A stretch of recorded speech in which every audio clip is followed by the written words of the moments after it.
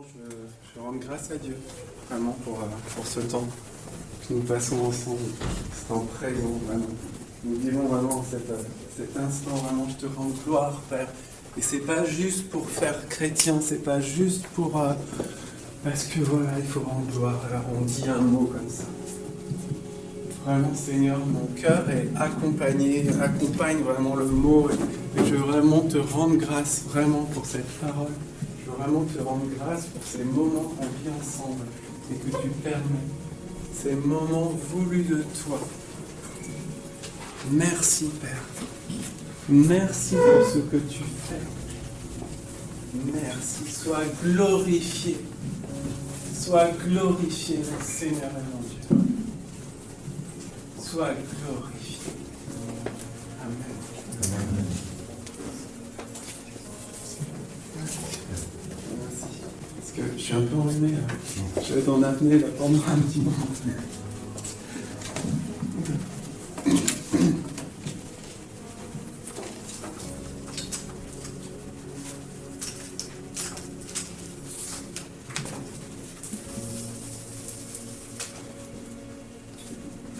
Alors avant de commencer le message d'aujourd'hui, je voudrais juste revenir sur une chose.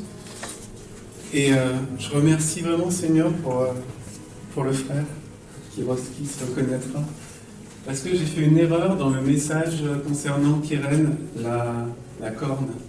La corne, la force, donc la puissance par laquelle David opérait, par laquelle Israël, auquel nous sommes greffés, nous opérons aussi.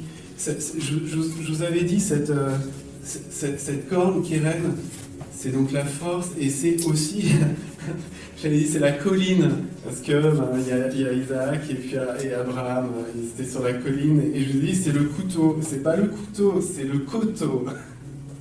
J'ai fait un amalgame, du moins j'étais un peu vite, excusez-moi. Donc pour ceux qui ont pris des notes, sachez que voilà, ce n'est pas le couteau, mais le couteau, la colline, quoi. Voilà. Merci Seigneur, vraiment.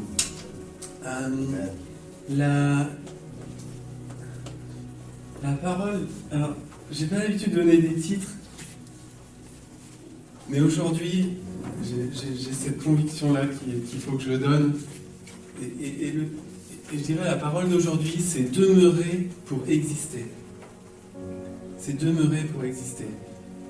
Et la parole est une semence que nous avons reçue et qui nous permet d'exister. Alors il y a pas mal de choses que je vous avais déjà dit, mais voilà, il y a encore autre chose. Je pensais vraiment pas que... Moi je voulais partir sur... Je commençais à travailler sur des choses et vraiment non, le Seigneur m'a mis à cœur ce message-là. Donc, gloire au Seigneur, vraiment, j'aime parce que c'est sa main qui opère. C'est sa main qui opère. Et c'est tout ce qui compte. C'est pour ça, gloire. Et donc la semence, je disais, elle met du temps à grandir. La semence met du temps à grandir. Il y a un travail qui doit être fait, il y a un travail d'arrosage, il y a un travail de désherbage, jusqu'à ce que la plante, et souvent on parle du fruit qui doit arriver à maturité, mais il y a une maturité aussi de la plante pour pouvoir porter le fruit. Ça prend du temps, c'est normal. Quand on sème une graine de tomate dans la terre, on sait que le fruit ne sera pas dans l'heure qui vient. On sait que le fruit ne sera pas le lendemain non plus. On commence à semer en début d'année et on récolte pendant l'été. Quand on plante un arbre, alors là, c'est encore plus. Pour que l'arbre ait la maturité de donner pleinement le fruit, ça peut prendre une génération. On parle de 20 à 25 ans. Pour que le potentiel qu'il y a dans le pépin donne la plante, que la plante grandisse jusqu'à sa pleine maturité pour donner abondamment le fruit, c'est 25 ans.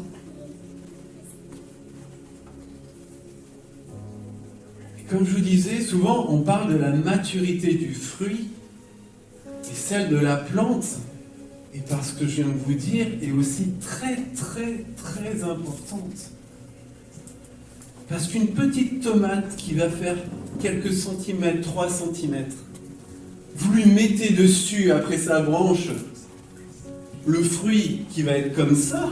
Des fois il y a des tomates cœur de bœuf, c'est des tomates qui font cette taille-là, quoi. C'est des tomates qui sont vraiment très grosses, plus grosses qu'un poing. Mais cette plante de 3 cm, vous lui mettez ça accroché à sa branche, mais ça la brise. Elle ne peut pas le supporter.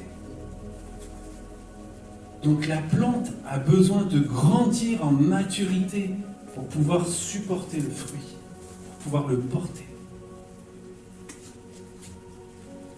Et cette société du tout de suite, tout avoir sans fournir l'effort, comme ça ne va pas avec ce que je viens de vous dire. Il y a le temps, il y a les expériences qui travaillent, il y a les épreuves qui sont là, et les épreuves sont des opportunités de grandir. C'est pas tout de suite comme ça.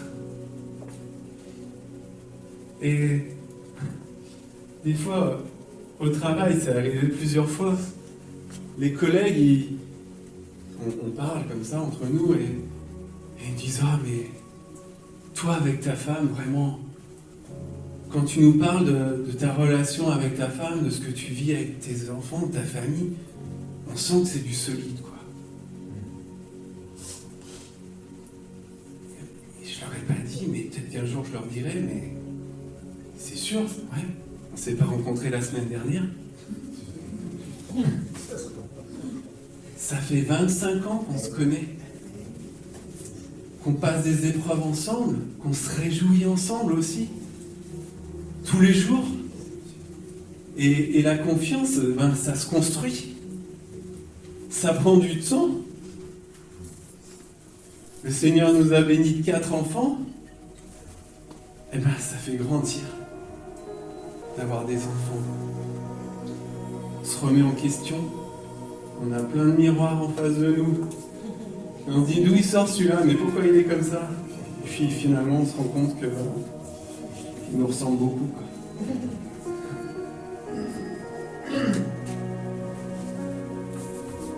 Avec ma femme, on a pratiqué le fait d'être ensemble, de se confier.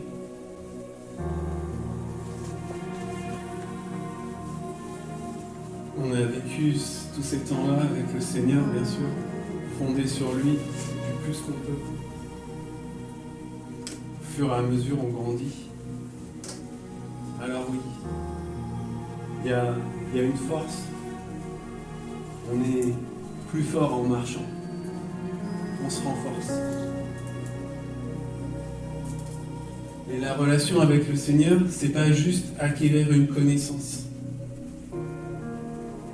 C'est très bien d'acquérir la connaissance. Mais cette connaissance-là, elle doit nous donner envie, elle doit élever le désir de nos cœurs de marcher avec lui, de le connaître davantage dans l'expérimentation de qui il est, de chercher toujours plus sa face. Quand on ouvre nos Bibles, ça doit être avec ce désir, je veux chercher ta face. Oh Seigneur, montre-moi ta face. Et je me rappelle particulièrement, j'avais déjà donné ce témoignage il y a 2 ans à peu près. Souvent quand j'ouvre ma Bible, je dis Seigneur, je ne sais pas. J'ai besoin que tu m'ouvres les yeux, j'ai besoin que tu parles à mon cœur, parce qu'un mot, je vais le lire, et peut-être la semaine prochaine, le même mot, il va me parler différemment. Et je me rappelle de ce jour-là, j'étais au travail, je crois que c'était à toi, Maria, j'avais dit, ouais, Paul, j'étais sur mon ordinateur, comme là, j'ouvrais, et puis c'était entre midi et 2, je lisais la Bible, et puis je faisais cette même prière, Seigneur, montre-moi qui tu es. Et je commençais à lire, puis à un moment, je me rappelle même pas le mot, mais la crainte m'a saisi. j'ai lu un verset, j'ai lu une parole, quelqu'un m'a tellement saisi, j'ai fait « Ah !» J'ai fermé tout de suite l'ordinateur. Et c'était trop fort. C'était trop fort. Et j'ai entendu vraiment dans l'esprit le Seigneur me dire « C'est moi. » Ce « c'est moi », je m'en souviens, c'était « Waouh ! T'es trop fort, Seigneur. » Et souvent, on entend ce verset bien connu d'Osée 4,6 « Mon peuple est détruit ou meurt faute de connaissance. » Ouais. Et ça va dans ce sens que je vais vous dire, parce que le mot connaissance dans ce verset, c'est pas juste apprendre les versets par cœur et dire c'est bon, je suis chrétien, je connais, j'étais à l'école. Et à l'école de la vie, avec le Seigneur. Et ce mot pour connaissance, c'est la date en hébreu. Ce mot, bien sûr, il signifie la connaissance, le discernement, il signifie aussi l'intelligence. Mais il porte en lui-même l'expérience. Il porte en lui-même l'union dans la relation. Parce que ce mot-là, c'est le même que l'on lit dans la parole lorsqu'il est écrit « Adam connut sa femme Ève ». Il la connaît. Tous les deux, ils se connaissent. Comme ils font un ensemble. Donc la connaissance est complètement liée à l'union. Et notre Seigneur, je pense, désire vraiment nous faire acquérir des niveaux de connaissance supérieurs dans l'union avec lui. Pour que nous devenions à sa ressemblance. On l'a chanté, on l'a loué pour ça. Pas pour qu'on se vante de savoir des choses par cœur. Dire, ouais, moi je suis un chrétien érudit. Non, je suis érudit dans l'expérience avec lui. Ça, c'est beaucoup plus fort. Parce que ça veut dire que tu as expérimenté vraiment le fait de marcher avec lui. Que tu t'es vraiment... Ouais, tu as marché dans la confiance. Et c'est dur.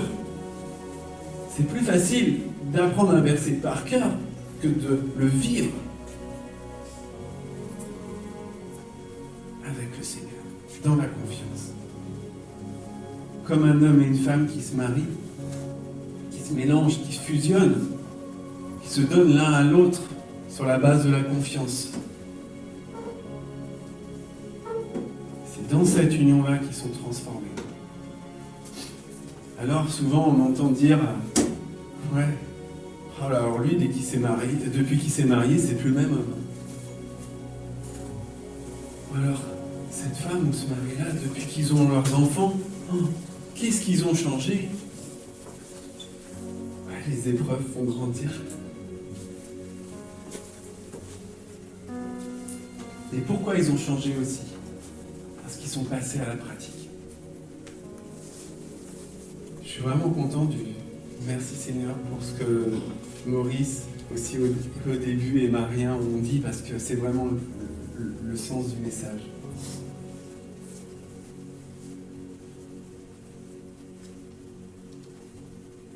Dans la parole, il y a tout le potentiel nécessaire à notre transformation, à notre avancement, pour atteindre un degré de connaissance supérieur.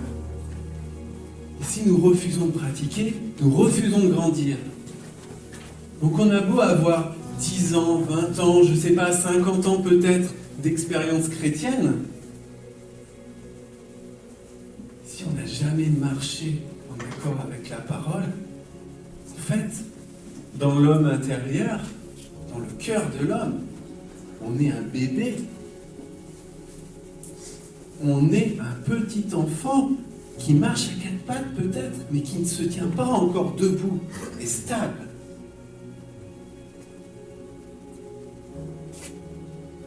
La date, la connaissance exprime clairement la mise en pratique, la réalisation de quelque chose.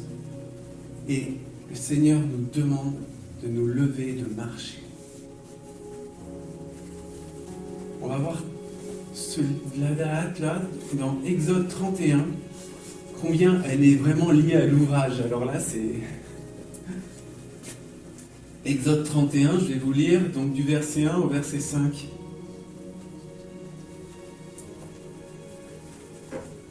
L'Éternel parla à Moïse et dit : Sache que j'ai choisi Beth-Salel, fils d'Uri, fils de Hur de la tribu de Juda. Je l'ai rempli de l'Esprit de Dieu, donc de sagesse, d'intelligence et de savoir. Là, c'est la date. Pourquoi ? Pour toutes sortes d'ouvrages. Je l'ai rendu capable de faire des inventions, de travailler l'or, l'argent et les reins, de graver les pierres à enchâsser, de travailler le bois et d'exécuter, encore une fois, toutes sortes d'ouvrages. Beth-Salel a été rempli de l'Esprit de Dieu pour exécuter toutes sortes d'ouvrages avec une sagesse et avec une intelligence bien supérieure à ce que l'humain peut produire lui-même, de lui-même. Il a reçu le Saint-Esprit, la connaissance, le potentiel d'en haut. Ça vient d'en haut. Pour que son règne vienne sur la terre comme dans les cieux. La mise en pratique de la parole n'est pas une option. Elle est pour tout chrétien à prendre très au sérieux. Vraiment, j'insiste. C'est à prendre très au sérieux, ce n'est pas une option.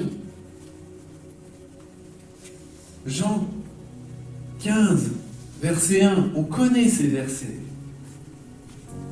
Jean 15. Je suis le cep et mon père est le vigneron. Tout sarment qui est en moi et qui ne porte pas de fruits, il le retranche. Et tout sarment qui porte du fruit, il l'émonde, il le taille à nouveau, afin qu'il porte encore plus de fruits. Et on voit dans ce verset dans ces versets aussi qui suivent, deux visages vraiment du Père qui sont exprimés. On voit le premier. Dans le premier, vraiment, on voit la grâce du Père. La grâce immense qui est faite à ce sarment. Parce que ce sarment peut porter un fruit qui rend gloire à l'Éternel.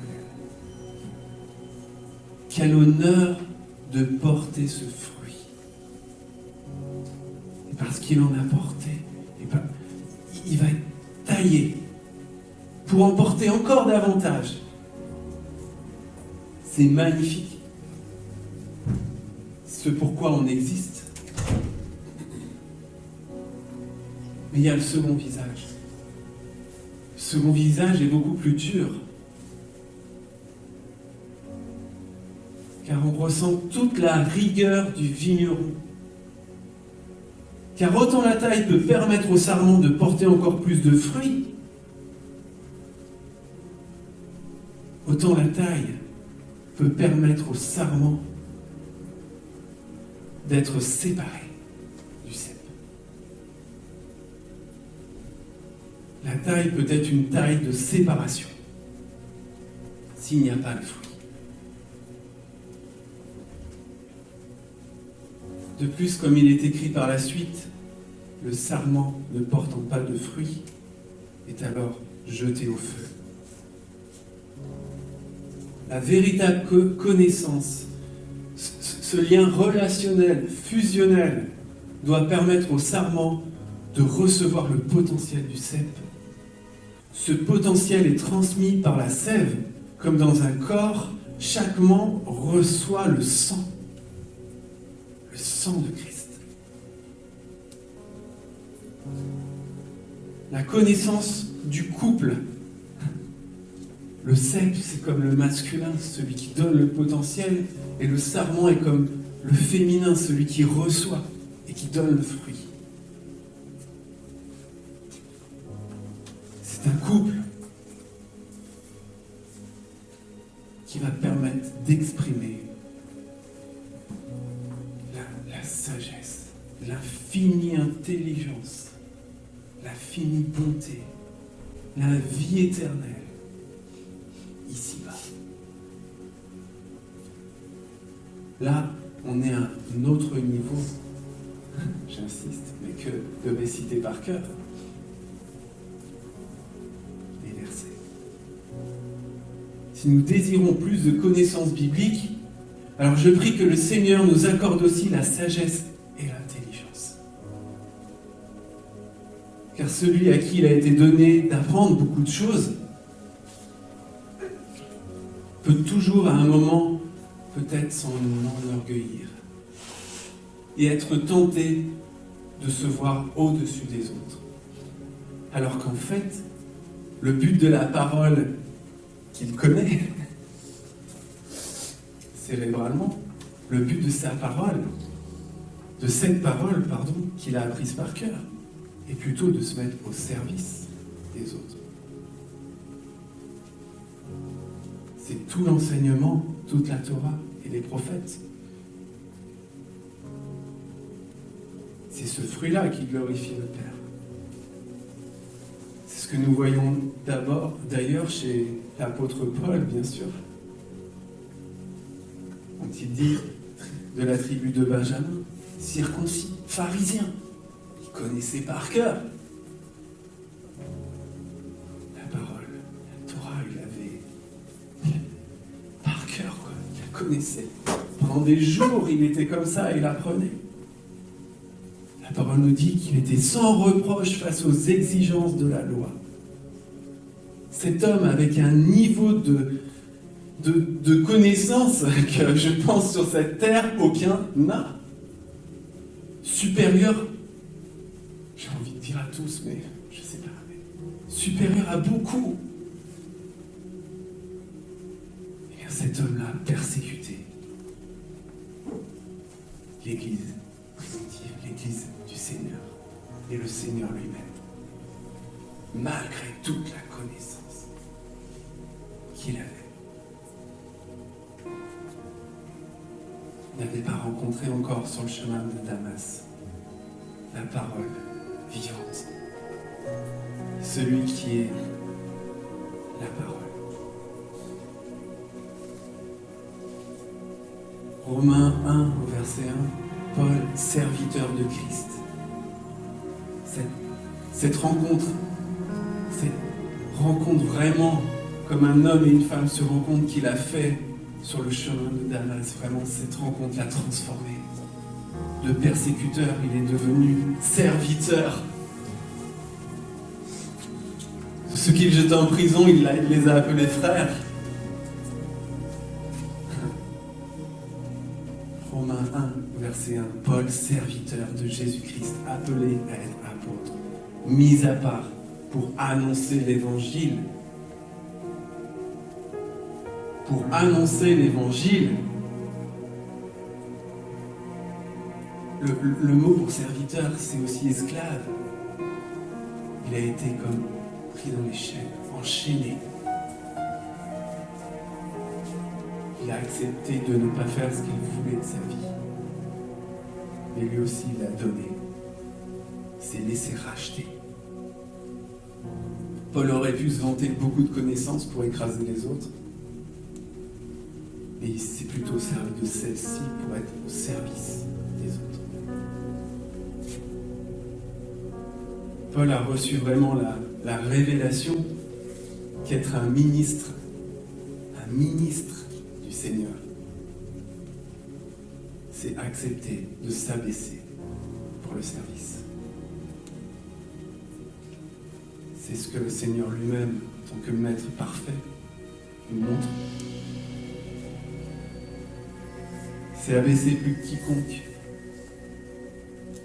et jusqu'à la croix pendant tout son ministère afin d'être élevé au-dessus de tout nom et de toute autorité sur la terre et sous la terre comme dans les cieux.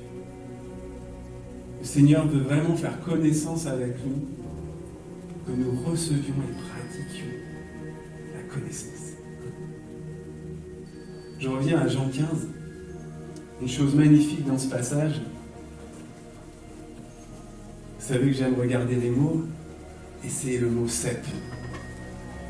Le mot cep, il est tout au début. Je suis le vrai cep. Jean 15, verset 1. Et bien quand le Seigneur dit « Je suis le vrai cep », en fait, il dit aussi au sarment « Demeurez en moi et marchons ensemble ». Vous savez pourquoi? Parce que lorsqu'on regarde d'où vient ce mot cep, en hébreu, c'est amphotéros. Et ça signifie quoi? Donc le mot cep, il signifie quoi? Trop beau quand j'ai vu ça. Il signifie tous les deux. L'origine du mot cep signifie tous les deux, l'un et l'autre. Donc en fait, dans le mot cep, il y a déjà le désir du cep de s'unir au sarment. Il y a déjà cette union-là qui est potentielle. C'est magnifique. Il y a déjà ce désir-là de porter le fruit avec les sarments. Donc quand le Seigneur dit « Je suis le cep », il appelle chacun des sarments à demeurer en lui. C'est le sens des versets suivants. « Je suis le cep, vous êtes les sarments. Celui qui demeure en moi et en qui je demeure porte beaucoup de fruits.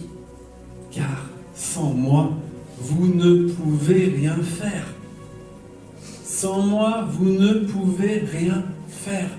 Il y a une collaboration, il y a une fusion qui doit se faire, il y a un même sang qui doit circuler, une même sève pour porter le fruit.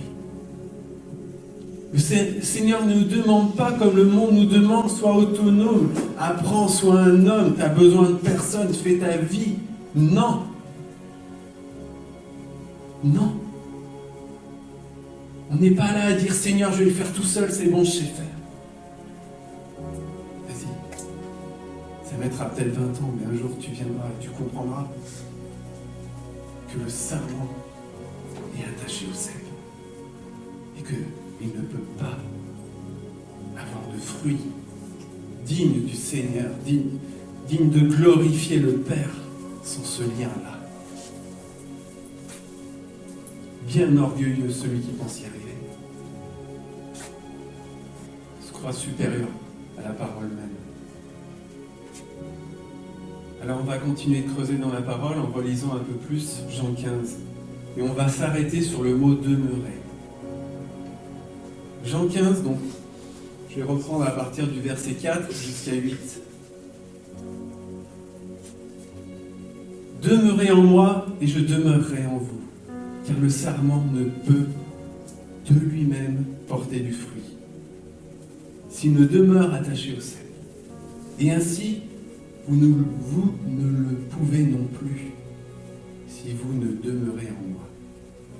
Je suis le cep, vous êtes les sarments. Celui qui demeure en moi et en qui je demeure porte beaucoup de fruits. Car sans moi, vous ne pouvez rien faire. Si quelqu'un ne demeure pas en moi, il est jeté dehors, comme le sarment, et il sèche. Puis on ramasse les sarments, on les jette au feu, et ils brûlent. Si vous demeurez en moi, et que mes paroles demeurent en vous, demandez ce que vous voudrez, et cela vous sera accordé. Si vous portez beaucoup de fruits, c'est ainsi que mon Père sera glorifié et que vous serez mes disciples. Donc être disciple, c'est porter du fruit dans l'union avec le Seigneur. Alors je vous ai dit, on va s'arrêter sur le mot demeurer. Méno, en grec. M-E-N-O.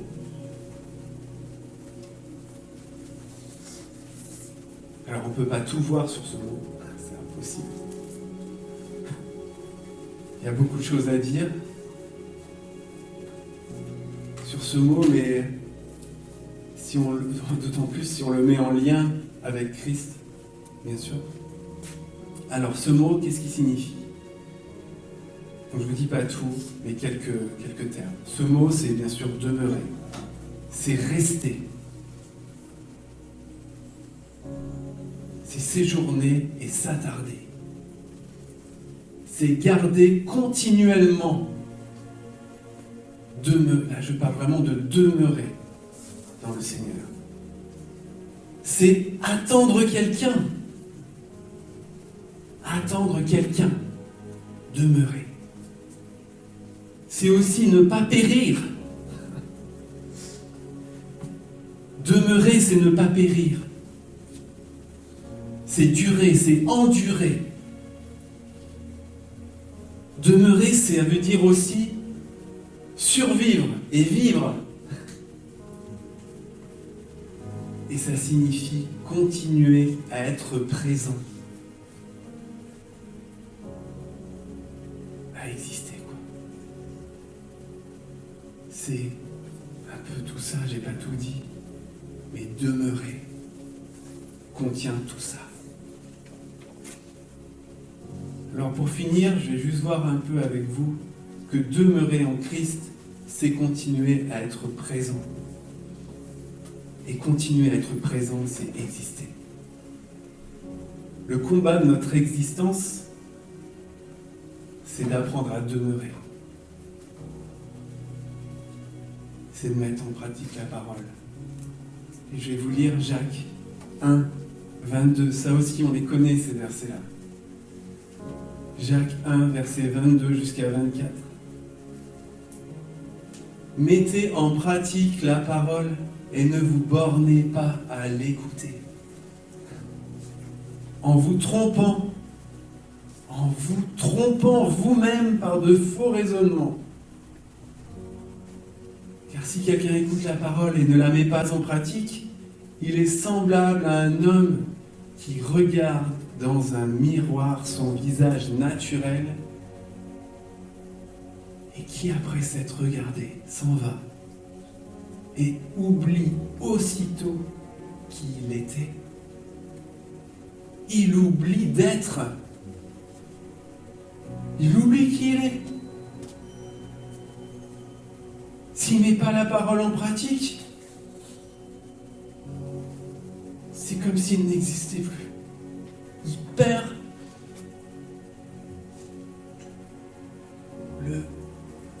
l'existence, quoi.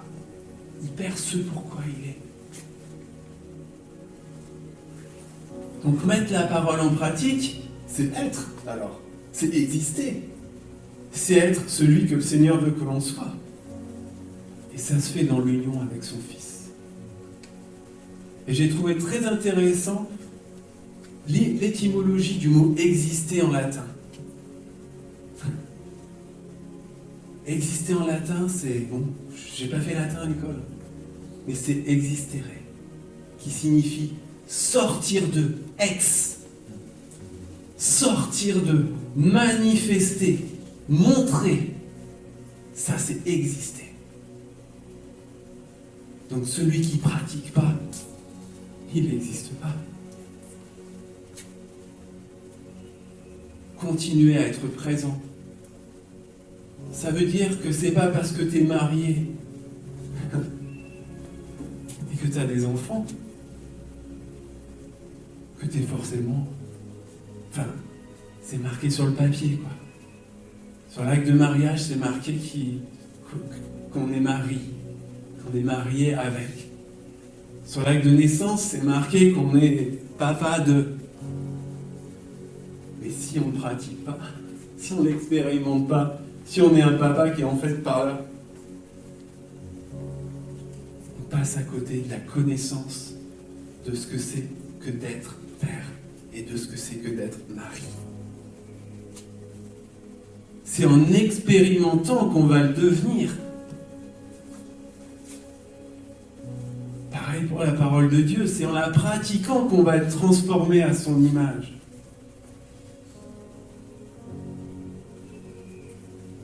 Et en plus, le Seigneur nous accorde quelque chose de magnifique, que l'on voit au verset 25, que le monde entier recherche. Le monde entier cherche une chose, être heureux. Le monde entier cherche ça, s'épuise à ça. On va prendre plus de vacances. On va acheter quelque chose d'encore plus grand. On va travailler encore plus. Avoir encore plus d'argent. Comme ça, au moins, on n'aura pas le souci de l'avenir, quoi.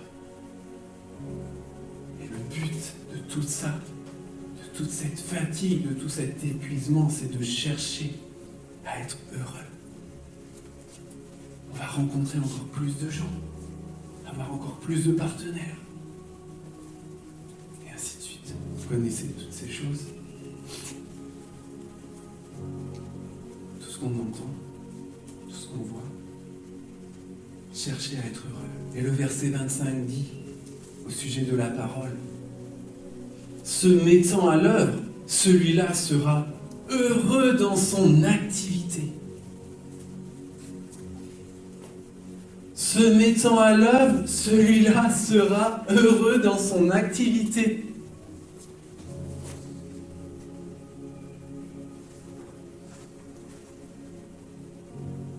Celui qui s'entête à travailler, à marcher pour ses propres ambitions, court le risque de ne jamais être heureux. Il passe à côté de sa vie et il passe à côté de celui qui est la vie. En se détournant du plan de Dieu pour sa vie, en refusant de mettre la parole en pratique, il refuse d'exister. Et cette personne va connaître autre chose que d'être heureux. Il va connaître la dépression. Et je vous le dis vraiment, comme je l'ai reçu. J'étais en train de chercher, de travailler. Et le Seigneur m'a dit, la dépression, c'est un refus d'exister. Je l'ai reçu comme ça. La dépression, c'est un refus d'exister. On se renferme chez soi, sur soi aussi. Dans sa chambre, sur soi-même. On refuse la communication avec les autres. On refuse les relations. On refuse d'exister. Il y a un membre qui se coupe, qui s'isole, qui refuse l'aide de quelqu'un. C'est un membre qui risque de mourir. Il se détache du corps.